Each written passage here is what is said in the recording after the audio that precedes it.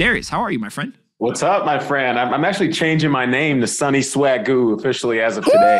Feeling very swagged out. I don't know why, but let's go. Sunny Swagoo. I didn't know that we were going with wrestling names here. Jerome Powell, the honorable central banker, was asked recently, do you believe that inflation was caused by the Russia invasion of Ukraine?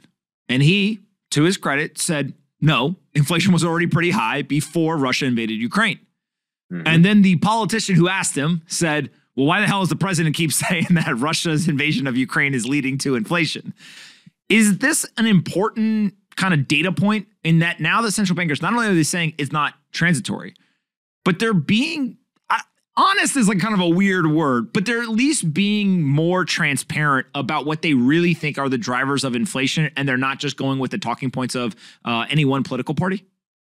Yeah, 100%, man. So I feel bad for Jerome Powell, really any Fed chair that has to sit in front of our dysfunctional Congress and listen to what I believe are the dumbest series of questions out there. I mean, by Jove. But anyway, so yeah, this whole inflation, what's causing inflation? It's very clearly a political football in DC. And the reason it's a political football is because we're heading into a midterm elections where I'm pretty sure the Democrats are very clearly going to get smoked as a function of the inflation, the stock market crash, et cetera, et cetera. That's a perfect recipe for losing the majority in the House and Senate. With respect to Powell and this inflation narrative, he is being accurate. And this is something we've been talking about on your program all year, which is the broadening out of inflation pressure. You know, there's a couple statistics I'll throw at the audience, which is the median CPI, the Federal Reserve Bank of Cleveland maintains a statistic that shows the median price change across all the different hundreds of items in the CPI basket. And on a median basis, it's up 6.4% on a 3-month annualized rate of change basis, which is the fastest rate of all time in the time series going back to the early 80s. So we do have a problem with inflation and it's broadening out. And then with respect to this whole Russia-Ukraine nonsense, and let's put this to bed, or at least put it to bed from the perspective of our audience, inflation was at 7.5% in January of 2022 before Russia crossed the border and stepped foot into Ukraine. 2, when you look at what's actually driving inflation now at this particular juncture, it's now services inflation. Core services inflation at 7.8% on a 3-month annualized basis. That's the fastest number we've seen since the mid-90s. Or sorry, not the mid-90s, the middle of 1990. And so clearly it's, these are things that have very little to do with, rising food and energy prices. If you talk about, the how much it costs to rent your home or get on an airplane or go rent a hotel room. So another component of this is that he was asked, do you believe that the United States is potentially headed towards a recession? And he basically said yes, which goes directly against the White House press secretary saying they do not see a recession being imminent. Janet Yellen saying she does not see a recession imminent. And it feels to a degree that Jerome Powell is kind of breaking ranks. He's being a little bit more honest, a little bit more rational, intellectually humble even maybe to some degree. How do you start to analyze if a central banker is doing that? Is he signaling that it may be way worse than people are thinking it could get? Or is he just trying to keep his own personal credibility so that when he leaves as the Federal Reserve chairman, he's got other opportunities, from his kind of professional career?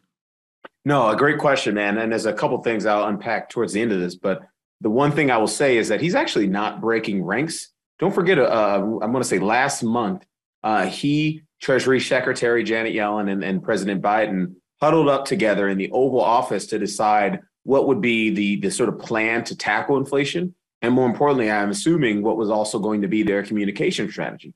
And clearly the communication strategy is, from Yellen's perspective, hey, we got this wrong, we're doing something about it. From President Biden's perspective, it's all Vladimir Putin and the Fed's got to do something about it. And Jay Powell is willingly understanding that he's got the full weight of the credibility of the Federal Reserve institution behind him, is effectively taking responsibility, being sort of the scapegoat and ultimately having to be the bad cop as it relates to getting inflation under control. I sent you a chart. It might be a little bit too wonky for this program, but I tend to think that everyone has the ability to learn and grow. So can you throw up that chart? Powell still fighting to maintain control over the bond market. Do you have that one? Yeah, the last one you sent us. Yeah. Powell is fighting to maintain control over the bond market. What is this showing us? Yeah, so the second panel, the bottom chart is the more relevant one for this discussion, which shows the term premium in Treasury bonds. So that's a very wonky specific statistic, But in layman's terms, what it means is how much sort of extra yield do bond investors need to get compensated for to take the risk of just owning a bond, because there's all sorts of different volatility with growth expectations, different volatility with inflation expectations, policy rate expectations, et cetera, et cetera. And right now, that term premium is a minus 6 basis points. You go back to the last time we had the Fed lose its credibility in the mid to late 70s, all the way into the early 80s until Paul Volcker started to get it back. You saw that statistic go all the way up, 400 or 500 basis points. And so right now, what this is telling you is that the bond market still believes the Fed is going to do something significant to get inflation under control, which is why Powell feels comfortable being the bad cop.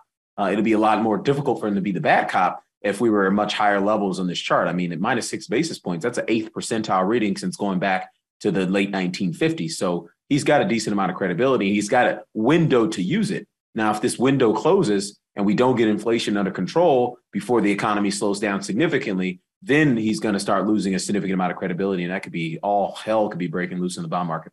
So if we go and we take a look at the topping process, you said topping process is market-based inflation expectations.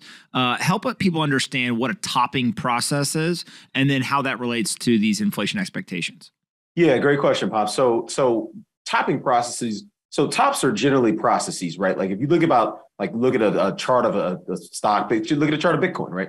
Bitcoin tends to have these blow off tops. It'll eventually mature as an asset class. But you can look at a chart of the stock market as an instance. They tend to sort of crest into the peak. And when you look at market internals, you tend to sort of lose leadership along the way into the peak. And it's usually this sort of very observed, very measured process, whereas bottoms are usually catalyzed by some sort of cathartic event and eventually some sort of, very aggressive policy response to get you going in the other direction. So what I'm showing in this chart here is 2-year, 5-year, 10-year, and 30-year inflation swap rates. This is what the bond market is betting inflation is going to be over the average of those durations. And so clearly the bond market is saying, hey, look, we are no longer comfortable pricing inflation expectations up and to the right off the top of the chart anymore. Clearly inflation on a reported basis is up and to the right off the top of the chart. But the forward-looking, sort of market, and going back to our discussion on how markets are forward-looking, the bond market is starting to say, hey, I think we're starting to peak out in inflation expectations terms, which takes me to, sort of this next part of the discussion, which you were talking about prior to me joining the program, which is this eventual transition to deflation. Deflation, going back to, been in the program for a while now, but for those of you who are new, we run a sophisticated sort of systematic regime segmentation process at 42 Macro to help investors manage macro risk. And one of those regimes is called deflation. That's where both growth and inflation are slowing it simultaneously. That's, generally speaking, it's a lot of what you've seen on your screens year to date. Could be a little bit worse for certain asset classes, but also a little bit better if you think about bonds, potentially starting to rally, but very bad for things like physical commodities, et cetera, and digital commodities, et cetera. And so maybe this is a leading indicator of that sort of eventual transition to deflation, which we must go through in order to get to the good stuff, get back to the good times. So if you then take a look at this pivot that could potentially be coming, they claim they're not going to do it. They claim they're going to stay steadfast. There are appeals to the Paul Volcker-esque era and his approach to markets and inflation. What do you see here with the real yield curve? Yeah, so Powell gave us a lot of information, which, by the way, this guy's, I know he's getting a lot of heat for this inflation problem. And, to a large degree, he is partially responsible for keeping his foot on the gas last year amid all that record fiscal stimulus. But just in terms of, would you rather have Janet Yellen, Alan Greenspan, or Ben Bernanke, or Jay Powell right now? Definitely would rather have Jay Powell right now. Are you kidding me? Yes. No, it's easy to dunk on him. It is very easy to dunk on him because of the situation, but he is incredibly intelligent. And I actually think out of all the people you just mentioned, he's the most measured and appears to be the most unemotional about the market. Because he's an investor. This guy's worth $100 million. You're working at Carlisle. He knows what he's doing. Yeah. So at the end of the day, he's very honest, and he's given us a lot of information in terms of what is spooking the Fed and ultimately what might unspook the Fed. And so going back to that real yield curve chart, there's two charts that are effectively sort of monitors that I think investors should be paying attention to help them understand when the Fed might pivot. So this one right here, and we'll go back to the other one. So this one right here, structural inflation expectations. He talked a lot about this sort of 5-year forward University of Michigan inflation expectation reading that jumped off the chart same day we got that May CPI report. And so when you look at where that statistic is currently at 4.3%, we got to basically break back down 100, 130 basis points on this statistic to give the Fed comfortable credit, or sort of, quote unquote, clear and confirming evidence that core PCE is getting back to its target. Its target, let's call it 2.5% on the upper boundary of that average inflation range. Going back to the previous chart, the real yield curve, he said another thing he wants to see in order to judge whether or not financial conditions have tightened enough to really give them comfort before they even consider a pivot, which is real yields across the entire treasury curve, and real yields. And so this is the 2-year, 5-year, 10-year, and 30-year across each of those panels. Nominal treasury yield deflated, so subtracting the inflation swap rates from each of those tenors.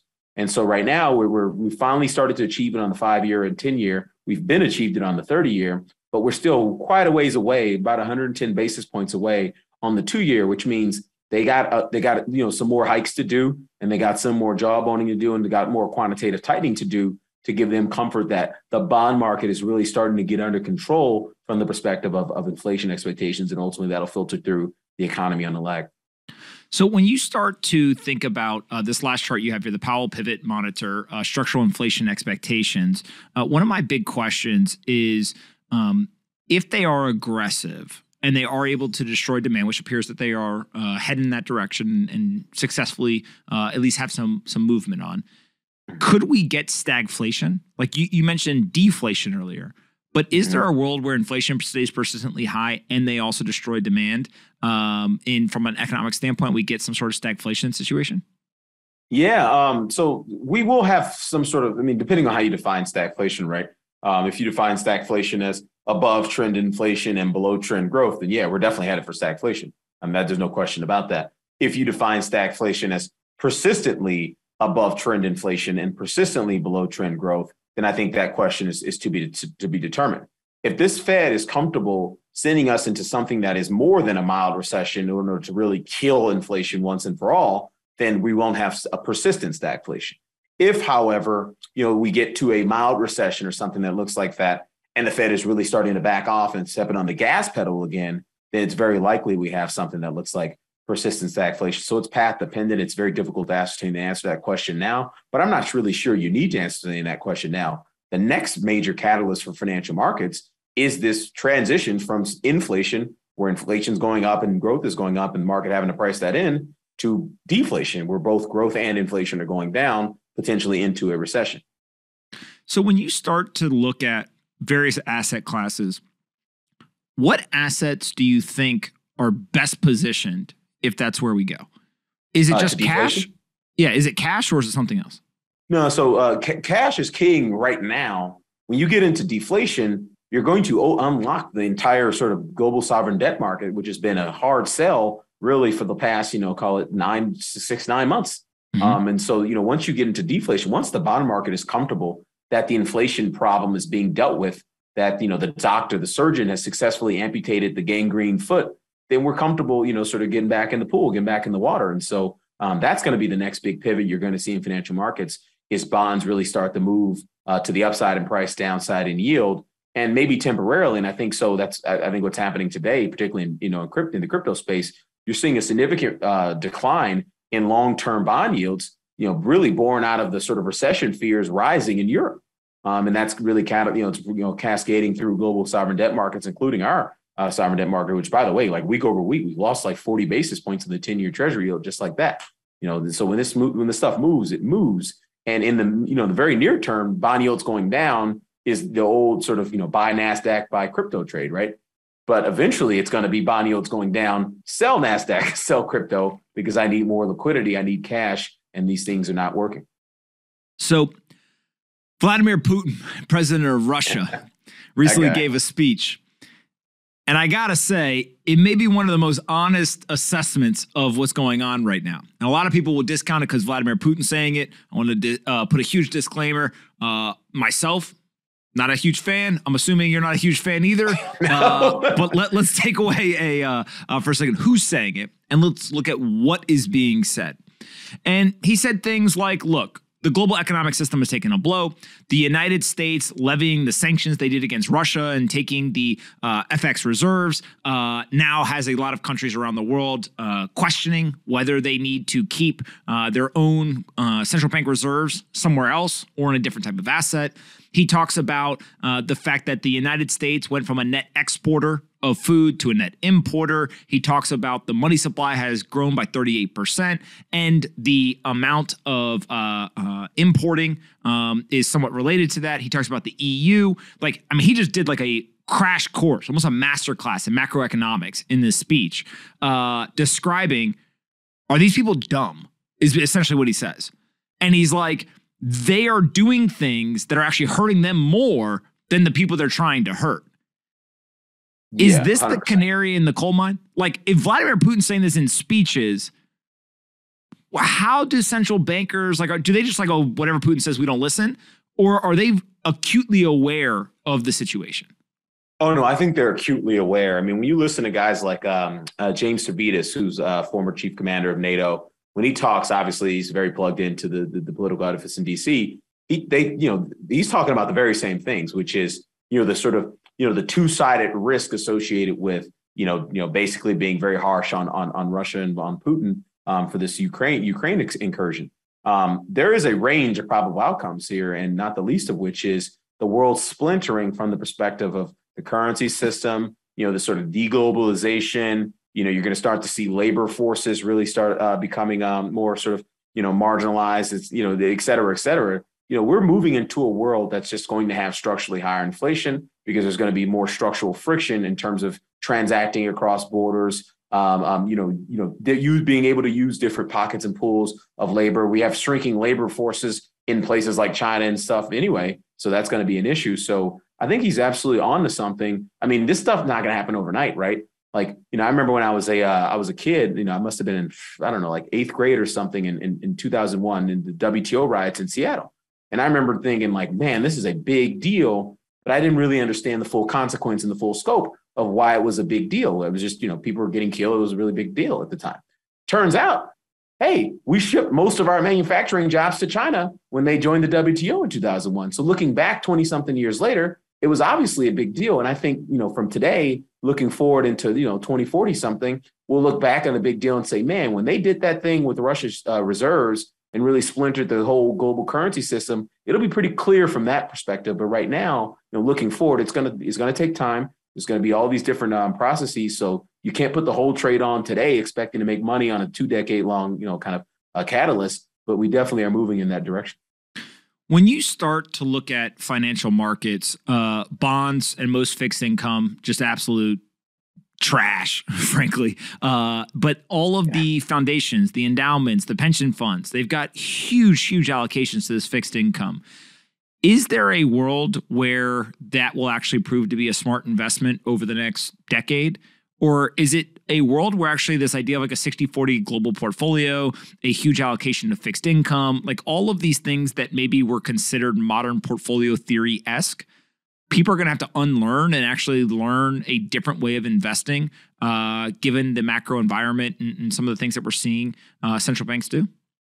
Yeah, so I got to tip my cap to Peter Atwater, who's on the Top Traders Unplugged podcast recently, who talked about sort of the souring global mood and how that's likely to lead to deglobalization, and among other things, is likely to lead to sort of a reining in of sort of fantastical investment, opportunities. And part of the reason we've had such fantastical long duration speculation in asset markets is because we've seen multiple decades of disinflation, of globalization, of demography, all these sort of major factors that have contributed to lower and lower inflation, easier and easier monetary policy at every juncture, right? We are no longer in that mantra. We're going to have higher highs and higher lows in inflation, higher highs and higher lows in bond yields, and sort of higher lows and lower highs in anything associated that needs bond yields to go down to work.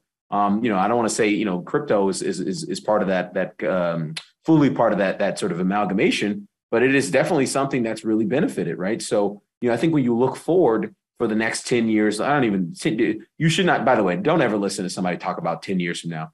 If someone has a process to consistently predict 10 years from now, then they shouldn't be telling you anything. They should be counting money on a yacht in the Mediterranean, right? No one knows what's going to happen 15 years from now, but we can ascertain based on these big trends. We can analyze trends.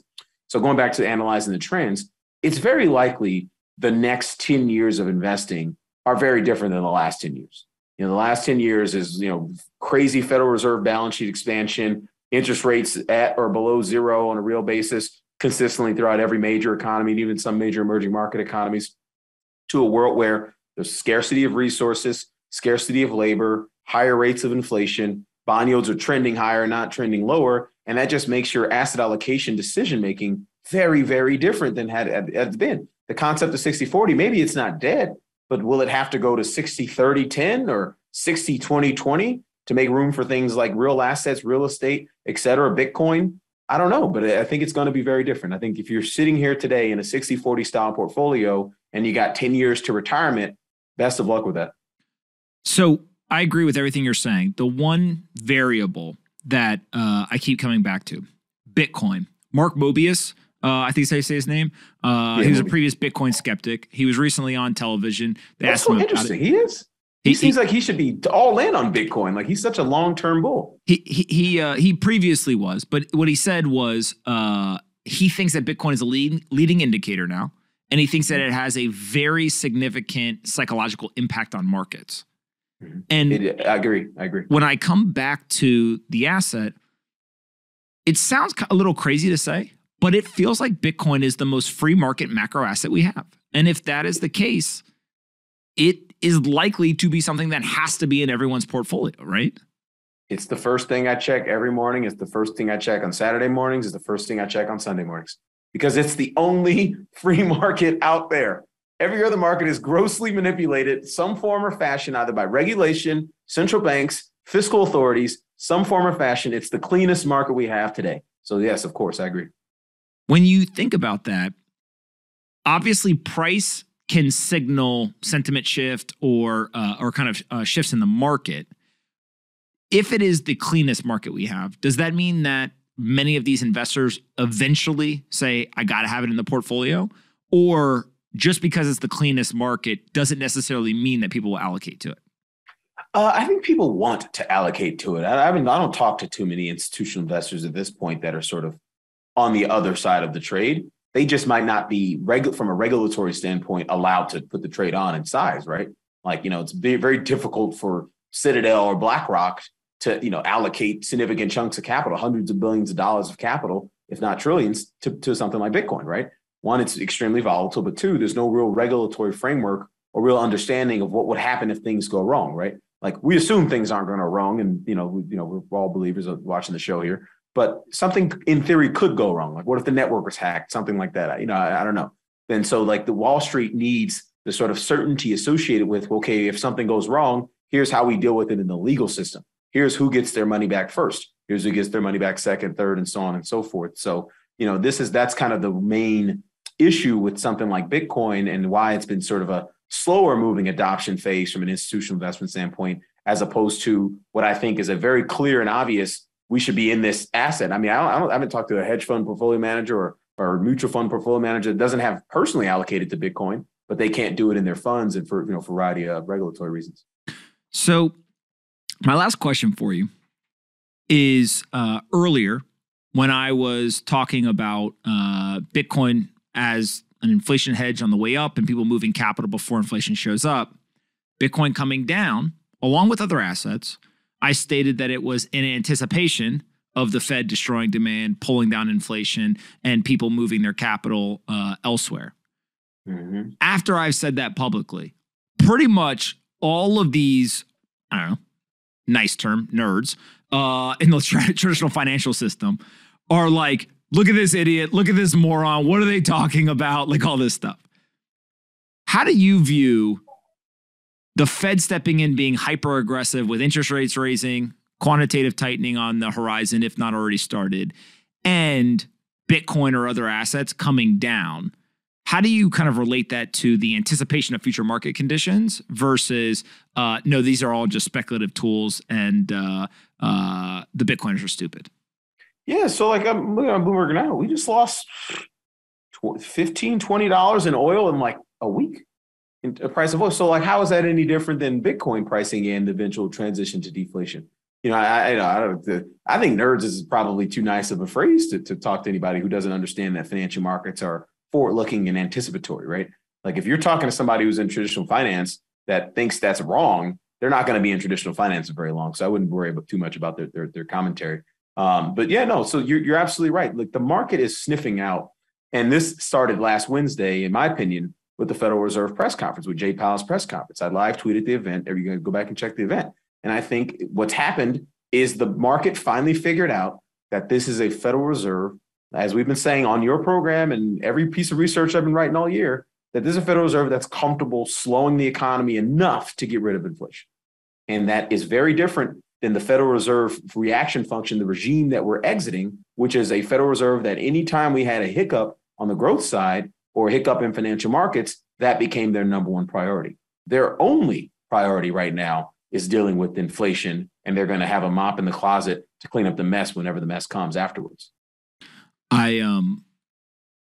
think that Bitcoin at $20,000 right now is showing much more resilience and gives me much more confidence about how it will perform in the future than when it was at $69,000, because it's down 70%, right? Stocks are down, bonds are down, real estate, everything's down. But when you look around the room and you ask people, what do you want to own for the next 10 years? It brings me back to November of 2018. Mm-hmm. And we issued $1 million challenge. Anyone on Wall Street, pick any asset. We'll take crypto. Not one person picked a single asset. And if they had, we today would still be up like 650%. 100%. Look. And it already crashed 70%. That tells you everything you need to know. People will talk on Twitter and talk some more because that's where people go to talk. But what happens in their portfolio is a very different story. What happened, I'm telling you, that I haven't talked to anybody in a long time on the institutional investment side that is structurally short Bitcoin. I think people get it, the trade, they get the joke, and certainly anybody who's doing as much analysis as we're doing and understands how these big cycles are turning from a growth, inflation, and policy standpoint, deglobalization, et cetera, understands that the market allocation to fixed income and associated allocations to mega cap FANG type names and everything that was sort of highly correlated to that allocation, that market allocation was wrong. The valuations associated was wrong. The price was wrong, and we're seeing it on our screens today. So we're in the middle of a big phase transition from a structural perspective that is also sort of getting tied up in the cyclical aspects of the economy as well. If you talk about inflation and maybe potentially heading into a recession.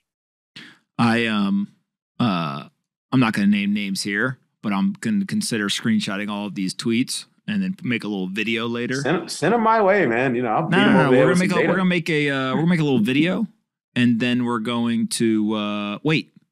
And I'll set like a calendar invite for 3 years, 4 years from now. I think maybe 2.5 years. Has been short Bitcoin the whole time, which is it makes no sense. Yeah, and no comment. The whole time, since 2009, Yeah. No comment. All right. Where can we send people to find you on the internet? I'm at 42 Macro Dale on Twitter, 42macro.com. Come check us out. If you're a serious investor, we got serious research for those who don't like getting blown up. Cheers.